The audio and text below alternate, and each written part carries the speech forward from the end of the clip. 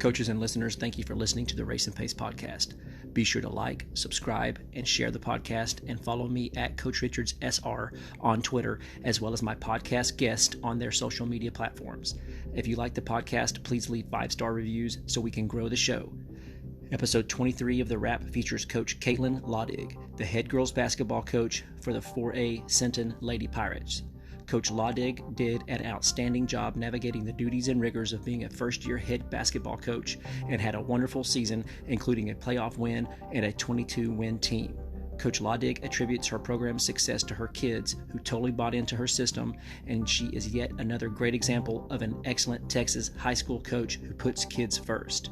With her defensive system in place and her offensive system growing, the Lady Pirates will continue to be a force in the 4A ranks. As always, thank you for listening to the Race and Pace podcast. Welcome to episode 23 of the Race and Pace podcast. I'm your show host, Coach Stuart Richards. Today, I'm very excited to have Coach Kaitlyn Laudig on, the head girls basketball coach for the Sinton Lady Pirates down in Southeast Texas. Coach Laudig, how are you, ma'am? I'm good. Thanks for having me, Coach. Oh, 100%. And thank you for being on the podcast. It's going to be great. So welcome to the show, and give us a brief bio of yourself so our coaches and listeners can learn more about you, please. Yeah, absolutely. So I just finished my first year as a head coach at Sinton, first year as a head coach, period. I spent the 3 years prior to that as an assistant at Gregory Portland. And I graduated from Yo High School in Cameron in 2011, graduated from A&M in 2015, and I have an awesome husband, Josh, who I jokingly consider, he's my other assistant that I get to have at home. He gives me all his tips of what I should be doing that night during the game. I relate to that very well. So oftentimes I think my wife is actually my varsity lead assistant, and so I can relate to that quite well. Absolutely. For sure. So, before we talk about the defensive and offensive schematics, I think that's awesome. Your first year, 22-11 overall, and then 10-4 in district. And I think you guys, the Lady Pirates, finished second in your district. Let's talk a little bit about how you were able to hit the ground running and get that team to 22 wins, and you won a playoff game. So let's talk a little bit about this season you had. Yeah, I could not have asked for anything better my first year, and all credit goes to my kids. They're the ones out there running everything, and I had a smart group of kids. They like to work, and I give a lot of credit to my seniors too. I was I believe their fourth coach in 4 years coming in. Those girls did not owe me anything. And if anything, I felt I had a lot to prove to them, to get them to buy in that we could have a great season, that we could make this a great senior year for them. And they did. They bought into what I was telling them, what I needed them to do. And I thought a big reason why we had as much success as we did was because of the relationships that were built within our program, within our coaching staff. I had some great assistant coaches with me that helped me along the way. And our kids really had a great relationship amongst each other. There's a great team chemistry. Like I said, I could not have asked for better. And, that just made everything all the more fun, honestly. Yeah, for sure. And when you have great chemistry, it's quite interesting how that correlates to on the court success. And it sounds like you did a great job getting your culture in place, and the kids bought in, and it just sounds like that was a pretty awesome first year. And congratulations on that. And so what philosophies and concepts and principles are you applying and teaching on the defensive end of the court, Coach? So I love defense. I love to teach it. I need to get better at teaching the offensive end as much as I like defense. But we teach a lot of pressure defense, lots of man-to-man, especially with our younger kids. We stay away from the zone defenses at first, just because I think they have a a negative perception that they think that if they play a zone, they get to stand around a little bit more. And so we want to teach them how to play man so well that when we do transition and teach them how to play those zone defenses, that they end up looking like a man, even though we may be in a zone. And so the biggest thing I wanted to do this year was to make a statement in our district with how well we played defense. And so a lot of detail and attention was put on defensive concepts, how to play on the ball. We teach a lot of, get your nose on the ball and where to influence the ball on the court. We may influence baseline, but we're pushing baseline corner or back up for a reversal pass. I don't like giving up the paint with the ball. We teach, help side rotations and all those things. But if we can keep from having to rotate on help, that's obviously better. Lots of emphasis on how to close out on the ball. I think that's something that we've got to get better at. We gave up, too many drives off the dribble, but that's something that we'll continue to work on. But I just think that if, you can really hone down on your defense, that gives you an edge because, we have some great shooters on our team, but shots aren't always going to fall. That's just how the game goes. And I just believe that you can always, always play good defense, no matter what. And so we like to pressure the ball a lot. We ran a great full court press, just a diamond and one. That was pretty much second nature to our kids this year, and they loved to do it. Sometimes I would have to, pull them back and, just, if we were in foul trouble or I could see that they were getting a little bit winded. But the good thing about them is they like to work and they didn't care. They wanted to get up there and pressure the ball anyways. But we also I put in a half court trap this year, and they really took to that and did a good job with it. We had a little bit of length to put at the top of it. So big thing that we do that we work for a lot, whether we're in a full court or a half court set, is working for deflections. That's a big thing for me, getting our hands on the ball. And anytime there's a loose ball, we're going to be on the floor after it. We emphasize that a lot too. And then as we got into district, especially going up against Beeville, they had a pretty big post. We put in some zone sets, so our 2-3 and our 1-3-1, but we kind of structured them a little bit different to make sure that there was always somebody on the front side of the big girl and somebody hanging around the backside to rotate over to get a backside lob. And I thought that worked really well for us, especially the first time around against them. We didn't end up with the win, but the kids really took to those adjustments and did a really good job. And so I really appreciated how they just, going from watching film and understanding, I guess, how my brain works a little bit to making adjustments based on whoever it was that we were playing. I mean, we took our basic zone principles and adjusted them based on whoever we were playing, and they did a really good job throughout the season with that. Man, that's great. And so in terms of the 4A level, how hard is it for your individual defenders to guard and stay in front of their girl with some of these kids that are just so dynamic with the ball in their hand? Luckily, we were only, I guess, outsized against Beeville, and then again a little bit against Rockport. They had a pretty lengthy post as well. But our girls are tough, and they like to get in there and create contact, which I love.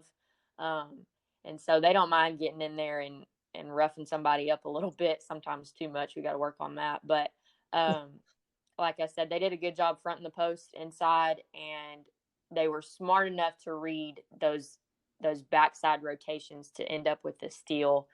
So that worked well for us.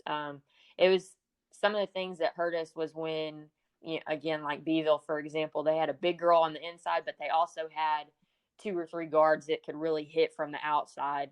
And so when you're doubling up inside and then still trying to rotate around to close out on the 3, that's where we kind of ran into a little bit of trouble. Yeah, I guess that poses a pretty daunting task for any team when you got a big kid inside and they're able to use the outside game as well. But you mentioned film with your kids, and it kind of sparked my mind a tad. How much time do you invest in showing your kids tape and film as game prep? So definitely during district, we let's say if we play on a Friday, we'll take that Wednesday practice, a portion of it, about 20-30 minutes or so, and watch some film on our opponent, just so that they can get an idea of what it is that they do, and so that they're better able to understand me talking to them in practice about how we're going to defend certain sets of theirs. I've found that when kids can see what you're talking about, they're better able to understand, and then they understand why it is that they're doing what we're doing. Um, and it just translates a lot better. I tried to stay away from showing them too much film, just because sometimes they see an opponent on film and they get a little big headed and think that they're not as good as they actually are. So we kind of ran into that a little bit preseason this year. And, we taught them, we had to teach them how to watch film. It's not a time to sit and chat and kick your shoes off and all that kind of stuff. We do film at the beginning of practice, partly to give our freshmen and JV time on the court, um, and give them space to get some work done separately. But our varsity has binders that they carry with them to film. They have pins. Their binders have all their offensive plays, defensive principles within their binders, and then we have a scouting section where before film I'll kind of type up a scouting report for them, and then I leave space all over it for them to make notes. And sometimes I'll bring one of them up to, we usually go to my classroom and do it, where I've got a smart board. And so they can go up there and draw on the board during film. So I think it's best to get them as involved as possible in film to get the most out of it. But I think it really helped this year for them. They like to watch film because I think it makes them feel more prepared. Sometimes I think they like to watch film because it gets them a little bit of a break from practice. But like I said, we typically do it at the beginning so that they know they are not going to miss out on anything afterwards. Yeah, and part of the team bonding is that social time. What you do get to be with them outside of the court setting in the classroom. But I love it, Coach Laudig. Time on task, binders, scouting reports for them to take and make notes. That's great stuff. So within your philosophies on defense, what part do the numbers game or analytics play in your system? So when we go back and break down film, especially like after the first round of district, um, my assistant and I have sat down and we'll kind of go through the film where I've tagged our different, the different defenses that we've run, and see how many times were we successful in each set. Especially when, we played somebody that maybe we didn't beat the first round of district. Where can we go back and adjust to see which defensive sets worked best? Where do we need to stick more, whether we're in a zone or a full court press or half court trap, whatever, just to see what works best. I use Huddle a lot to help me. I think it's a great tool. And if you can understand kind of the ins and outs of it, I probably spend too much time on Huddle, but it's been a really big help for me just to see the breakdown of where we're more successful and where we need to work a little bit harder at. Yeah, I'm right there with you. Huddle is like very much a part of me during basketball season, and in the off season, probably even more so. But so take us inside a defensive drill, or give us a defensive drill that's a staple for the Lady Pirates, and maybe something you do quite often at practice. So one of the main drills that we start off with early in the season, and go back to it in the off season, we continue with it throughout, is I call it bump the cutter. It teaches, you can do a basic one-on-one or with a passer, or transition to 2-on-2. We keep it real basic at first. It's mostly for those guards to work on moving from on-ball defense to a denial defense, and we teach them to jump to the ball, jump into that deny stance, stay down in a stance, and when their girl is making a basket cut, we teach them to bump them. So you got your arm bar up in their chest, you're looking down your arm to see the ball, see where it's at, and you're bumping and moving with your girl, but not allowing her to cross your face. And so we talk about that phrase a lot. Don't get your face cut. And when we transition into like shell defense, we do a lot, and I like to do them with a disadvantage for the defense so that they have to figure it out on the court. I like practices to feel harder than what they face in a game.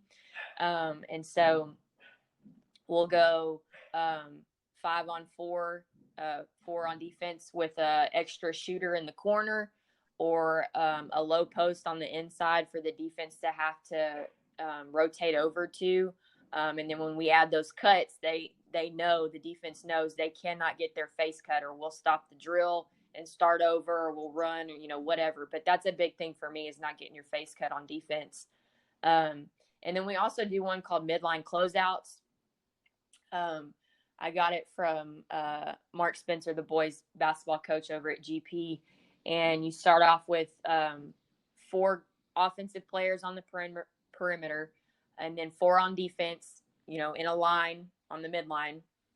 And the 4 on defense constantly have to communicate who it is that they're going to guard. And so the coach or a manager stands under the basket, and you're just choosing someone to pass to on the perimeter. Perimeter stays set, no shot, no dribble. And defense has to close out to their man, but they have to close out to their help side position. So they're not all just running out to a girl. It's based on where the ball is where they're closing out to on defense. And so once the closeouts are good, everybody's in the right help side position. Kid passes it back to the manager. Defense sprints back to midline, and they're chopping their feet, and they're talking constantly about who their man is next, because they can't ever guard the same girl twice on defense. So it makes them communicate, and it shows you real quick if they don't know how to close out to a help side position instead of just going straight out to their man. And so once they get through, and they typically have to go through it, restart it a couple times at first during the season to get the communication and where do I close out to the help side. But once they go through 4 passes, they've guarded everybody on offense. Then on that 5th pass out, they close out again. And then once the coach calls live, it's live 4-on-4 from there. And so we really like doing that one. It incorporates a lot of good aspects of defense, I think. Man, that sounds amazing, Coach. And I'll be sure to include an email contact for you in the show notes, because I suspect there's going to be coaches like me. They're going to want to see maybe that drill, or reach out to you for more information on that drill. That sounds phenomenal. Yeah, absolutely. Awesome. So when you're studying defense and maybe gaining new ideas, or just teams you like to watch, or coaches, what teams or coaches do you tend to study for defensive ideas? Bob Starkey, Texas A&M women's basketball. I was lucky enough to get to work for them as a manager for about a year when I was in college. And it was right when they hired him. And so I just really took to watching how he taught the game, specifically how he worked with the post, just because I was a guard in high school. And so I thought, now's a good time for me to learn a different, position. But I really loved how he broke down defense and just really elaborated on the smallest details and how to do them right. And so anytime he's on a clinic, I'm listening.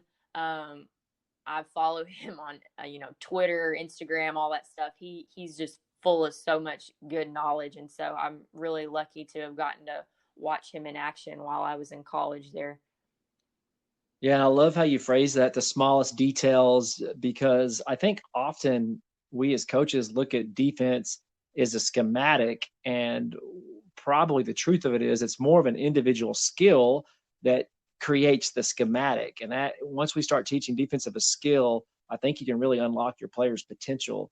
But so let's switch to the offensive side of the ball and give us some of your offensive principles. What do you teach? What is your spacing? And maybe some favorite actions that your team excels at.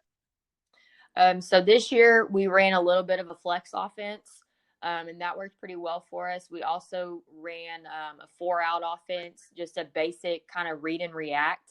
I had quite a few girls that could play both inside and outside, which was really good.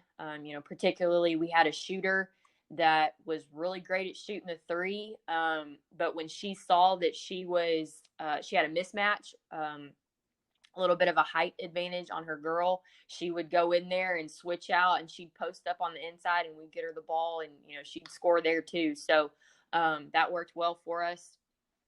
I really also like working with a high-low post when I can. We liked to run the ball a lot and push the ball off of defensive stops. And we had several teams, in our district that liked to try to slow us down.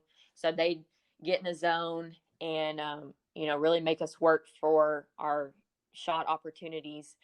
And so we really utilized, particularly against a zone, an overload set where we'd send somebody to the short corner and reverse it from the high post over to the wing, but then we'd send that high post down low and dive and work between the low post and even that short corner girl, and we made that work for us pretty well too.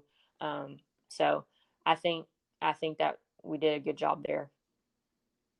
So within your offense, what kind of shots are you looking for? And I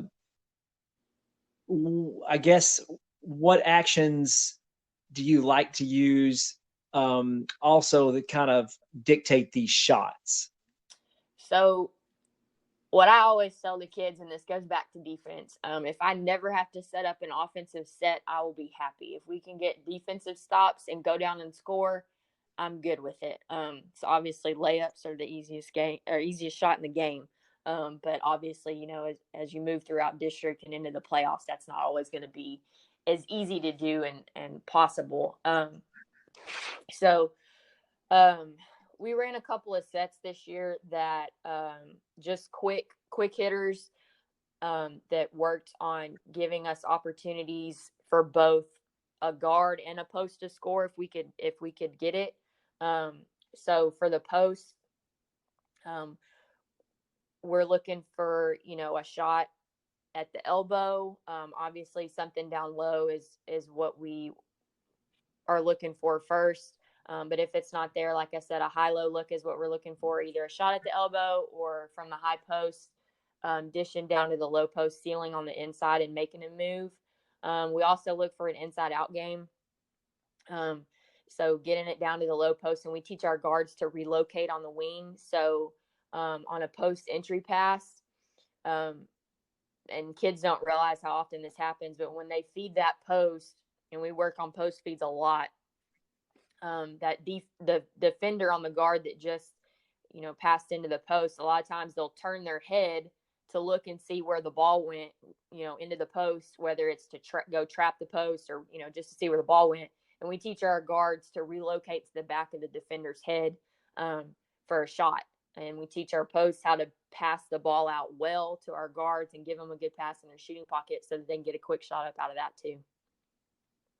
That's great, and I love the vocabulary and the descriptors you're using to teach your kids to locate to the back of the defender's head on the tendency to turn the head as a defender. That's great. Can you give us an offensive drill that you love to use in your program, Coach? So to work on transition, we do one called progressive transition that I really like. And I can't remember where I got it from. It was a coaching clinic, but anyways, it starts off with with shooting a free throw with two rebounders, and so you shoot the free throw, and then you go down to the opposite end, and it's a 2-on-1. situation. After that, 2 more people step onto the court with the one that was on defense, and they're going back down to a 3-on-2 situation. And then after that, 2 more people step on with the 2 that were just playing defense. They go back down to the opposite end of the court. It's a 4-on-3 situation.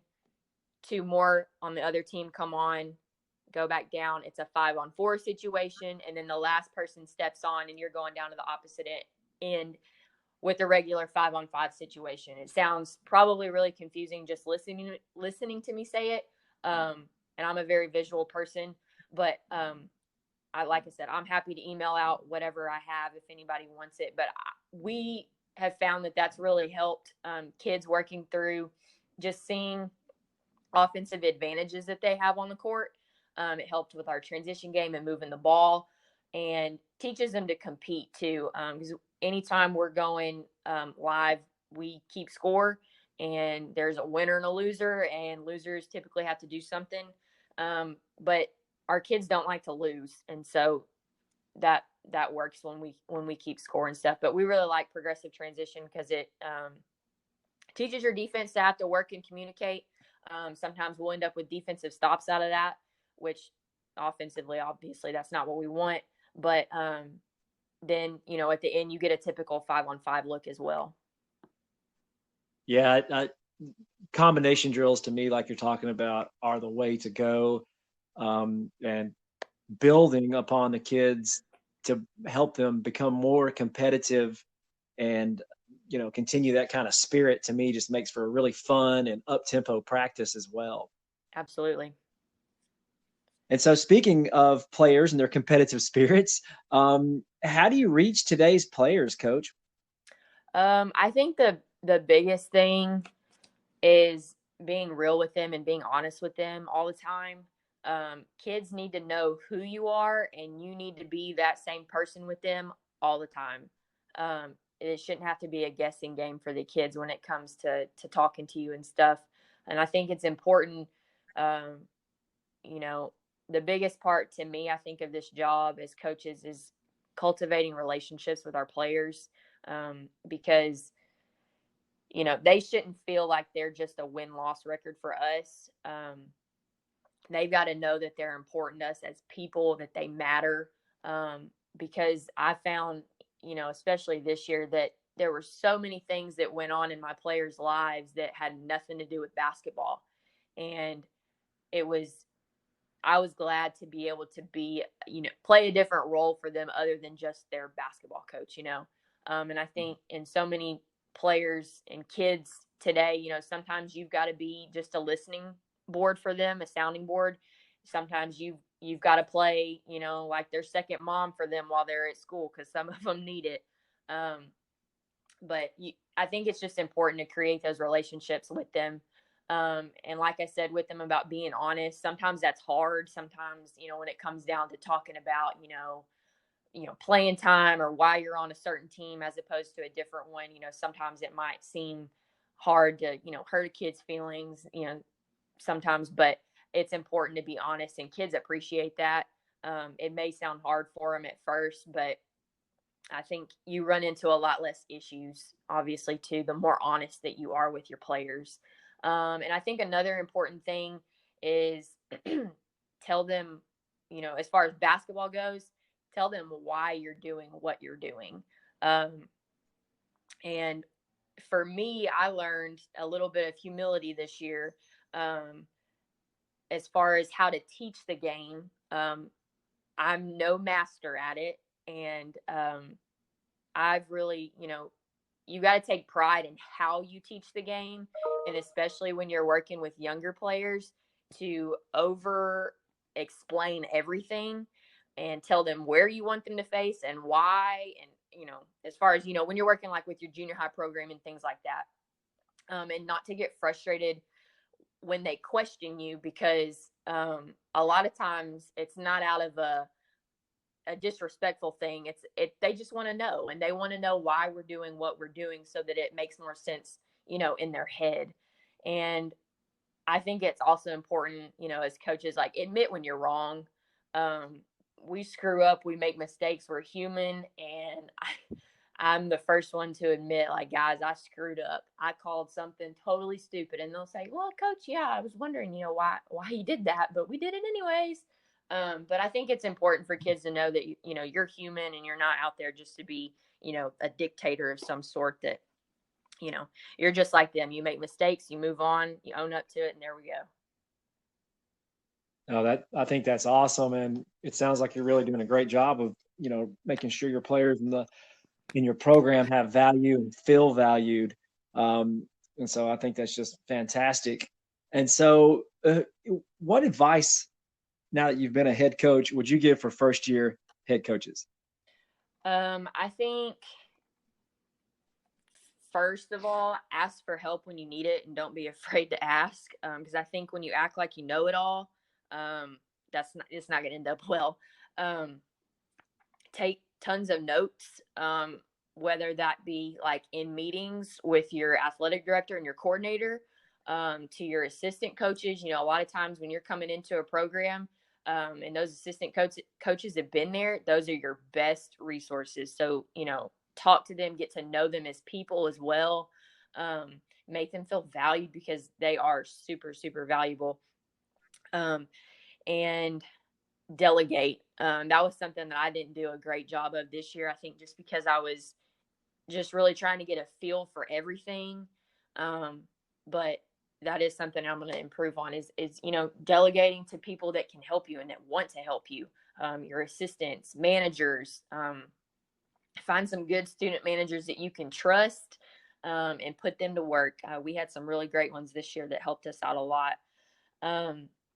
And I think for people that are aspiring to be head coaches, I think it's important, in that process, to grow wherever you are, in whatever role you're playing, and be willing to do the hard work and show that you can handle lots of different things that are thrown at you.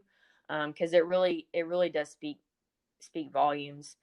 And I think it's important as coaches, no matter if you're a head coach or assistant, whatever, to don't only be like about your sport and only concerned with your program. Because I think it's important as coaches that we support each other and create a community within our staff. And that's something I really appreciate at Sinton. As a first year head coach, people made a big deal about my first win. And, when we made it to the playoffs and stuff, and it meant a lot to me. And I think it's important for us to support each other as much as you can. And also, just kind of on a different note, don't just be a coach. We as coaches take a lot of pride in what we do on the court. But I think it's important to take pride in your classroom too, because that is such a valuable job, as well. And you have an opportunity to impact all kinds of kids, not just, your athletes on a day-to-day basis. So I think that's important. Oh man, that's great information and advice, Coach. And as we start to wrap up the podcast here, in your professional career, who has had a major influence on you?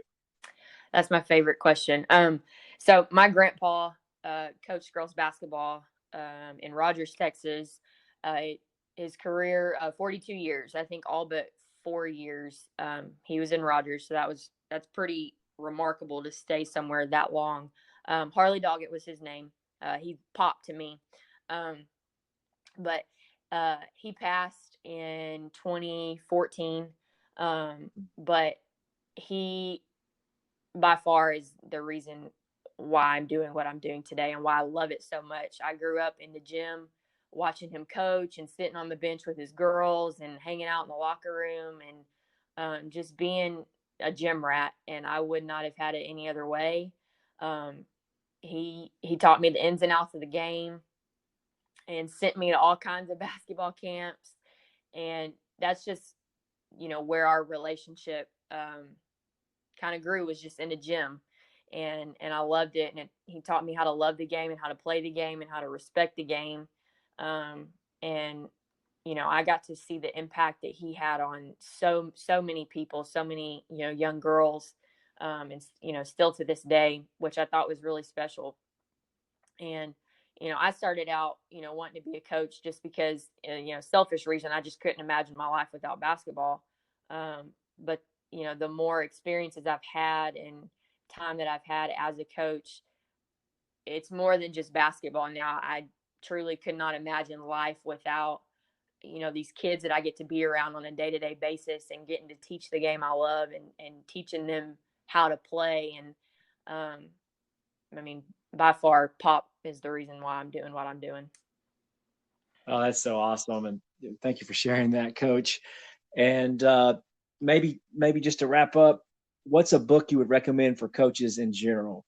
Why the Best Are the Best by Kevin Eastman. I read that at the beginning of quarantine, and I really enjoyed it. It's I believe like 25 words that he breaks down, kind of what they mean and what they look like in an athletic environment and even in a corporate work environment as well. And I think it's really good because, we talk to kids all the time about, okay, hold yourself accountable and, talking to them about the circles that they keep within their lives. But sometimes kids, they don't even know what those words mean. And so I think it's important for us as coaches and teachers to define what it is that we're talking about to them. And that's something that I plan on using with our program this year as kind of like a book study, breaking down not all 25 words, but some key ones that we use on a day-to-day basis within our program to break it down with them and to, have some little kind of hands-on activities for them to do and to more so to teach each other about what those words mean to them and that kind of thing. But, whether you're a coach or a teacher, just in the corporate world, I think that's a great book. And that's awesome. I have to check that one out. I have not read that. Thank you for sharing. And Coach Laudig, I got to tell you, this has been incredibly insightful. And I want to thank you for your time and for being a guest on the Race and Pace podcast. It's been a pleasure, ma'am. Absolutely. Thank you so much for having me and for what you're doing to grow the game. Oh, for sure. It's been a blast. And take care, and I'll be in touch, ma'am. Absolutely. You too.